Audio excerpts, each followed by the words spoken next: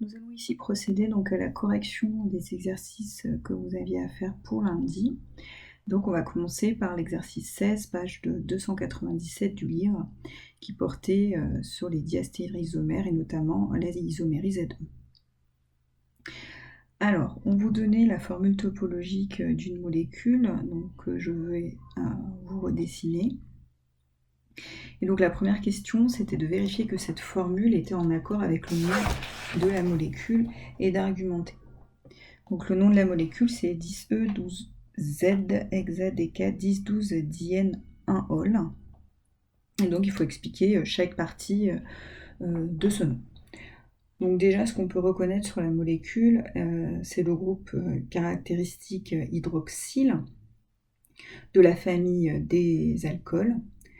Donc c'est pour ça que sur la fin du nom de la molécule, on retrouve ol.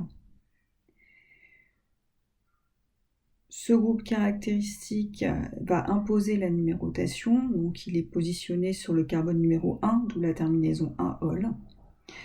On voit également la présence dans cette molécule de 2 alcènes, ce qui explique qui est écrit di-N dans le nom de la molécule.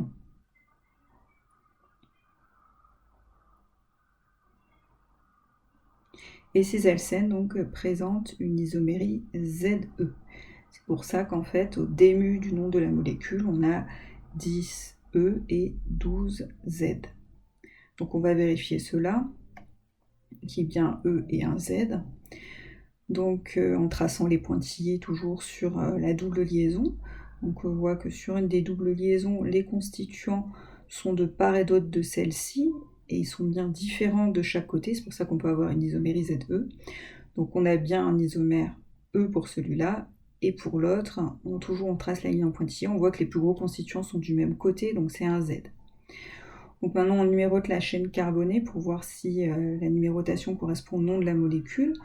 On voit que l'isomère E est attribué en fait à la double liaison positionnée en position 10, c'est pour ça que c'est 10E, et la Z, donc on compte 11, 12, donc effectivement c'est bien la 12Z. Donc on a une chaîne carbonée de 16 carbones, enfin donc pour ce qui permet d'expliquer le fait qu'il est écrit hexadéca, qui doit vouloir dire 16, hein, c'est pas au programme, on peut le déduire assez facilement. Dernière chose dans le nom qu'on n'a pas expliqué, c'est le 10 et 12. Donc le 10 et 12, c'est bien pour dire qu'il y a des alcènes sur les positions 10 et 12. Alors ensuite, question suivante, on demande si cette molécule comporte des carbones asymétriques. Donc la réponse est non.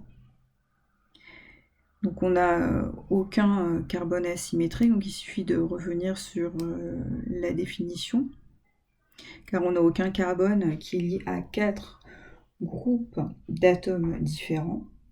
Donc si je prends le carbone 1, le 2, le 3, le 4, le 5, le 6, le 7, le 8, le 9, à chaque fois ils sont liés à 2 hydrogènes, donc je ne peux pas parler de carbone asymétrique. Pour ce qui est du 10, 11, 12, 13, ils ont des doubles liaisons, ce qui veut dire qu'ils sont doublement liés à la même chose. Les carbones 14, 15, 16, c'est comme les 1, 2, 3, 4, 5, 6, 7, 8 que je viens de citer précédemment. Alors ensuite, on demande combien il y a de stéréoisomères pour le bombicol. Donc le bombicol, c'est la molécule qu'on a dessinée. Donc on l'a vu précédemment, qu'il y avait 2 isoméries ZE possibles à l'intérieur de la molécule.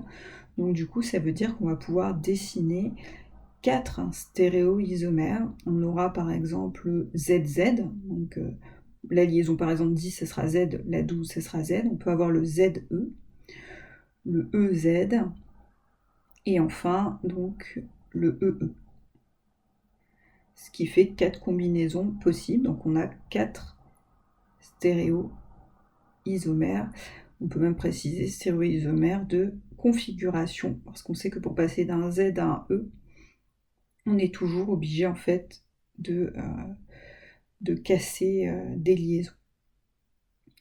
Et donc du coup, on demande de quel type de stéréoisomérie s'agit-il. Donc stéréoisomères de configuration, on peut préciser que ce sont des diastéréoisomères. Car par exemple, si je prends le ZZ et ZE, ce sont deux molécules qui ne seront pas images l'une de l'autre dans un miroir et elles ne se superposent pas. Je peux faire la même chose avec ZZ2Z, ZZ2EE, etc., etc. Et donc, on nous demande dans la fin de l'exercice de représenter ces stéréoisomères. Donc pour éviter de tout réécrire, on va se simplifier un petit peu la tâche. Donc je vais appeler le groupement donc, que je vais entourer R. Et l'autre groupement qui est en bas, on va l'appeler d'une façon différente parce que c'est pas le même, on va l'appeler R'. Donc pour représenter tous ces stéréoisomères, du coup, on utilisera ces deux notations. Donc le premier, par exemple, donc on met R et R'. On voit ici qu'on a dessiné, donc pour la double liaison 10, on est dans le cas du E, parce que les gros constituants sont de part et d'autre de la double liaison, et Z, le deuxième. Du coup, ici, on a dessiné le EZ. On va faire la même chose pour les autres. Donc ici, on a le ZE. Donc on peut le voir ici, on dessine en pointillé sur la double liaison, on regarde les plus gros constituants à chaque fois. Donc pour la première, ils sont du même côté, ils sont en haut, et pour la deuxième, ils sont du même côté, ils sont en bas. Donc c'est pour ça que c'est ZZ. Donc ensuite ici, on aura le ZE, donc du même côté pour la première double liaison, et de part et d'autre pour la deuxième double liaison. Et il nous reste donc le dernier à dessiner, qui est donc le stéréoisomère qui présentera une isomérie EE. Donc on a bien les plus gros constituants qui sont à chaque fois de part et d'autre de la double liaison.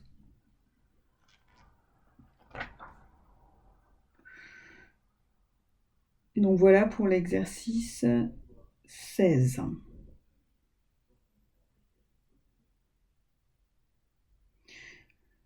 Donc on va désormais passer à l'exercice 9, page 295, qui portait du coup encore sur les diastéréoisomères et notamment ceux qui présentent une isomérie ZE, parce qu'on voit que dans toutes les molécules, il y a toujours une double liaison. Donc à chaque fois, il va falloir se poser la question, est-ce que dans la molécule, je peux avoir une isomérie ZE? Donc dans la première, on voit qu'on a une double liaison et que de part et d'autre de cette double liaison, les carbones ont des constituants différents. Le premier un H, le deuxième constituant c'est Cl, et de l'autre côté, on a la même chose. Donc je vais pouvoir dessiner un couple de diastéréoisomères. Donc on aura le E et le Z. Donc le E avec les Cl de part et d'autre, et donc le Z avec les Cl du même côté.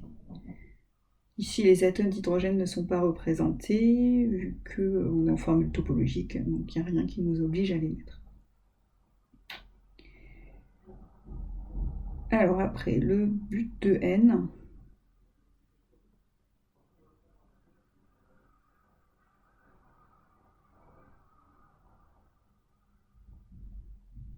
Donc non, car on a une double liaison CC, mais sans isomérie ZE. Alors attention, une petite erreur du coup, faut quand même le dessiner pour voir si on a une isomérie ZE possible. Faut mieux pas le faire de tête, donc je le dessine. Je le dessine et effectivement, vous oubliez ce que je viens de dire. Cette molécule a bien une isomérie ZE, on le voit bien en le dessinant. Quand on dessine but de N, la double liaison est bien au milieu. Donc les carbones qui sont de part et d'autre ont bien des constituants différents. Sur un carbone, on a CH3 et H, et sur l'autre, on a CH3 et H. Donc oui, il y aura un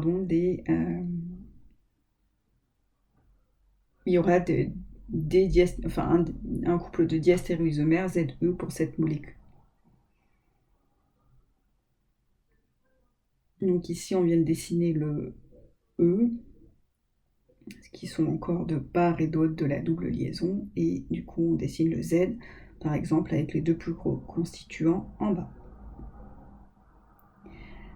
Alors pour ne pas faire la même erreur, du coup, dans le C, on a du 3-méthylpente-2N, donc pour être sûr, on va d'abord dessiner la molécule avant de conclure.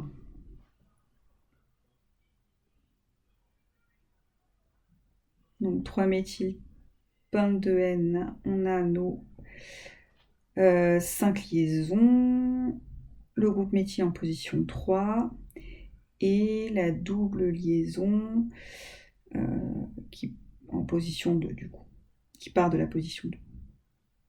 Alors ici on regarde au niveau de la double liaison, donc d'un côté j'ai un carbone avec un CH3 et un H, et de l'autre côté j'ai un gros regroupement de carbone et un autre plus petit regroupement de carbone. Donc pour savoir si c'est Z ou E, j'entoure mes plus gros constituants de part et d'autre de la double liaison. Donc attention, c'est pas forcément les mêmes, hein. Donc ici on a un plus gros constituant qui est en bas, l'autre qui est en haut. Donc ici j'ai l'isomère E. Et du coup, je fais remonter un gros constituant en haut pour avoir l'isomère Z. Comme ça, ici, dans le deuxième cas, ils sont du même côté. Donc oui, encore, là, je peux avoir des diastéréoisomères possibles. Alors, ensuite, le D, 2-méthylpente de N.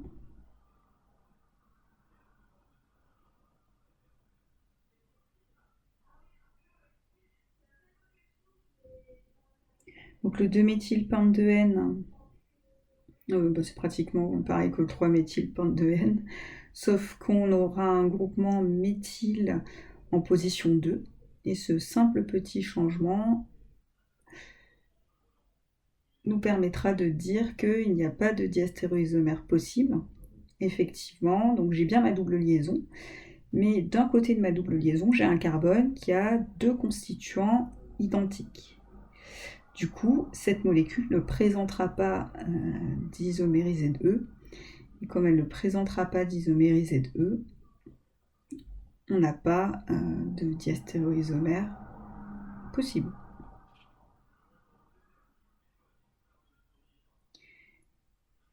Alors ensuite,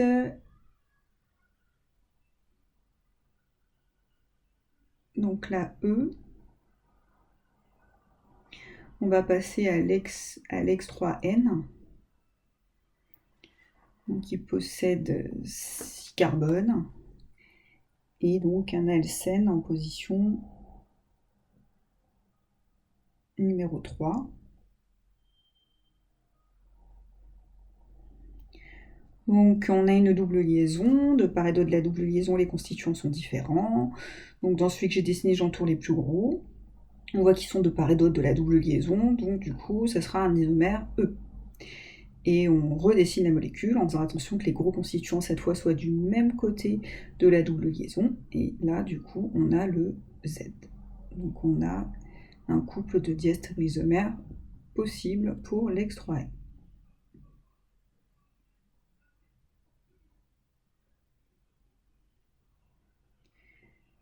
Et donc on fera le dernier, qui s'appelle l'aldéhyde cinnamique. Donc là, c'est de la nomenclature qu'on ne connaît pas. Du coup, il nous donne la formule semi-développée. Donc je la reprends en développant mes H dans un premier temps, donc du même côté. Donc là, de la première molécule, j'ai mis les gros constituants du même côté. On peut dire aussi les H du même côté. Donc du coup, j'obtiens le Z. Et en inversant simplement d'un côté, du coup, pour avoir les plus gros constituants de part et d'autre de la double liaison, ou les plus petits constituants de part et d'autre de la double liaison, on arrive à l'isomère E. Donc là, oui, on a notre couple donc, de diastéréoisomères. Donc voilà pour l'exercice 9. On va passer donc au dernier exercice, à savoir l'exercice 23, page 299. Donc on avait deux molécules qui étaient dessinées, la carbone et l'asparagine. Donc on nous dit que l'énantiomère de la carbone représenté ci-dessous est est présent dans le cumin, son odeur est poivrée. Représenter l'autre énantiomère de la carbone à l'odeur de menthe. Donc, pour représenter l'énantiomère, enfin l'autre énantiomère, donc on commence déjà par dessiner la première molécule. Voilà, et donc on va faire son image dans un miroir.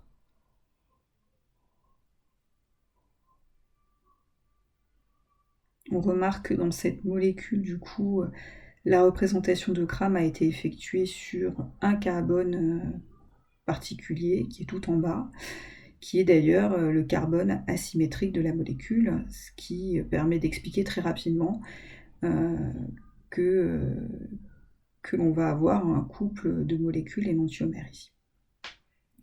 La B, il faut faire un petit peu la même chose. On a l'asparagine.